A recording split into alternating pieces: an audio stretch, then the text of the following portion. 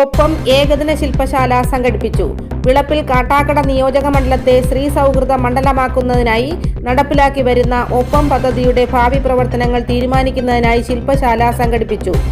വിളപ്പിശാല നൂലിയോട് സേവാകേന്ദ്രത്തിൽ വെച്ച് നടന്ന ശില്പശാലയുടെ ഉദ്ഘാടനം IB സതീഷ് MLA നിർവഹിച്ചു. വിളപ്പിശാല ഗ്രാമപഞ്ചായത്ത് പ്രസിഡന്റ് ലില്ലി മോഹൻ അധ്യക്ഷത വഹിച്ച ചടങ്ങിൽ ഒപ്പം പദ്ധതി കൺവീനർ ഷീജ ബീഗം സ്വാഗതമർപ്പിച്ചു. ജില്ലാ പ്ലാനിംഗ് ഓഫീസർ VS ബിജു മുഖ്യപ്രഭാഷണം നടത്തി. സാമ്പത്തിക സ്ഥിതി വിവരക്കണക്ക് വകുപ്പ് deputy director Aneesh Kumar V മുഖ്യാതിഥിയായി.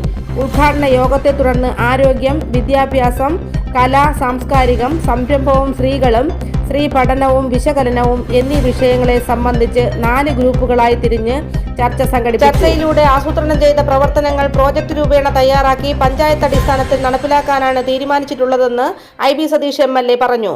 വിവിധ സർക്കാർ വകുപ്പുകളെ ഏകോപിപ്പിച്ച് ഒപ്പം പദ്ധതിയുടെ 2ാം ഘട്ടം സമഗ്രമായി നടത്തുന്നതിന് സഹായകരമാകും ഒപ്പം ശില്പശാല എന്നും ജില്ലാ പ്ലാനിംഗ് ഓഫീസർ VS ബിജു അഭിപ്രായപ്പെട്ടു.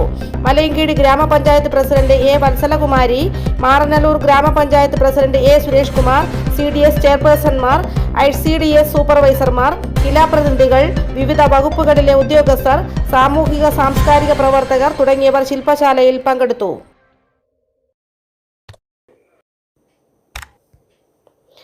ചർച്ചയിലൂടെ